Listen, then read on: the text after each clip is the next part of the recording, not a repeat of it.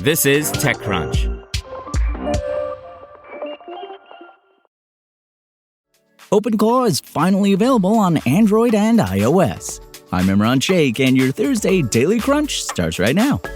Looks like Uncle Sam's lifted a requirement that Anthropic obtain a license before exporting its Mythos and Fable models abroad, a requirement that effectively cut off public access to what are widely considered the most advanced AI models released to date. The AI lab said it would begin restoring access to the models on Wednesday, July 1st. You see, on June 12th, the U.S. government had added the products to its list of export-restricted technologies, meaning they could no longer be made available to foreign nationals without special approval.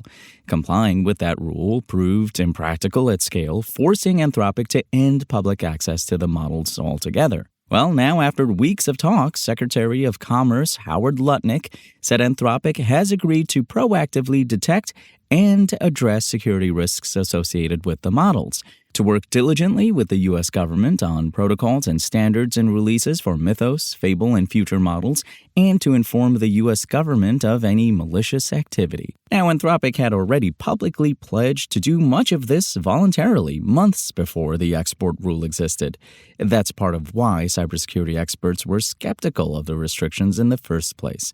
To them, the ban looked less like a security fix and more like leverage, a way for the Trump administration to punish Anthropic for its executives' public criticism of how the government and the president's political opponents might use the technology. Last week, Lutnick cleared Mythos to be released to select customers approved by the White House. OpenAI's latest models were also released to a group of organizations approved by the Trump team instead of the public. The Trump administration's erratic approach to AI policymaking has left companies across the industry with little clarity about what will govern future model releases. An executive order issued in June that signaled a desire to review models ahead of release was criticized by influential analysts like Dean W. Ball, who recently started a policy position at OpenAI.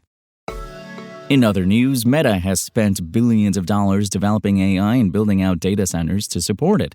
But now the company may be preparing to put those data centers to a more immediately profitable purpose. You see, on Wednesday, Bloomberg reported that Meta is developing plans for a cloud infrastructure business, selling access to both AI compute power and models. The move would pit it against the big cloud providers like Amazon Web Services, Google Cloud, and Microsoft Azure. And finally, the automation crustacean is crawling to a mobile device near you. By that, I mean OpenClaw, the free open-source AI agent that captivated the internet earlier this year, is finally available as an app on iOS and Android. OpenClaw announced the news on X on Tuesday. On both platforms, you can pair your phone with the OpenClaw Gateway, a kind of routing layer that connects your requests to AI agents and the tools and skills those agents draw on to get things done. The takeaway is that you'll be able to run your OpenClaw agents from your pocket, and if you've programmed them correctly, they may be pretty helpful at getting things done. OpenClaw users have put it to work in everything from coding to meal planning, although some have reported less than desirable results. OpenClaw went viral earlier this year around the launch of Moltbook, a social media site purportedly populated entirely by agents. In February, OpenClaw's creator, Peter Steinberger, announced that he had joined OpenAI. The Moltbook spectacle was later revealed to have been partially the work of humans impersonating agents, according to researchers, effective theater that doubled as marketing for OpenClaw, whatever its credibility cost. Still, the stunt pointed toward the agentic future, which has since kept expanding. Agents are now embedded across the AI landscape and are showing up in more places by the day, including your phone.